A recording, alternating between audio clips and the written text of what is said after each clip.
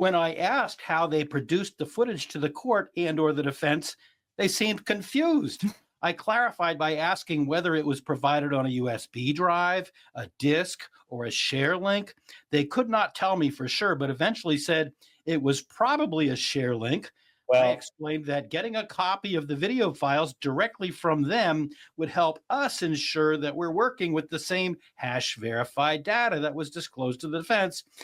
They continued to advise that I get these files from the defense and declined to provide me with any of the original video file. So who's on first here? Yeah, Why didn't they tell why didn't they well, tell them? that's what I was wondering, because with this whole situation, that's one of my first thoughts. And, paragraph 7 and 8 kind of discuss this. And I'm curious on your guys' takes.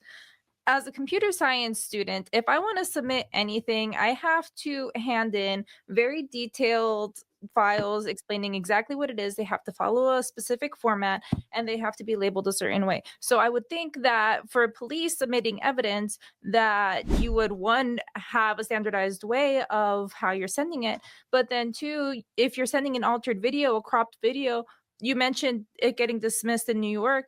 I'm wondering, is like, don't wouldn't you have to submit the full video and then a separate second one saying that this is the edited video, explaining exactly why it was edited, what parts were edited out, what timestamps and all that stuff. So to me, this is just mind-boggling. How do you well, I think lose such a big file? Like, how do you have no digital trace of where it was?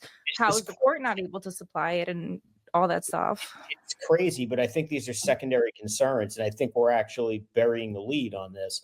The lead here is there's no chain of custody, there's no Right. protocol, there's no method in place. This is you've heard of this legal term, a shit show.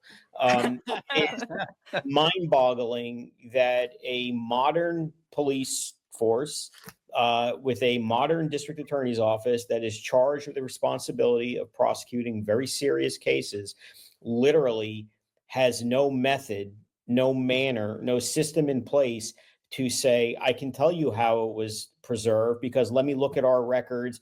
Let me look at the chain of custody logs that, again, like the NYPD certainly has. When you get discovery in a New York case and you just get bombarded with papers, there are every single thing that is touched related to evidence in a case is logged in the system. There's a Mhm. proper invoice that goes with it. They have something called a PETS invoice. I don't know what it stands for, PETS off the top of my head. But every time something's done, an entry is made right down to the day, time, to the second, who touched it, who did what, and they dump it on the defense and say, go have at it if you think there's a chain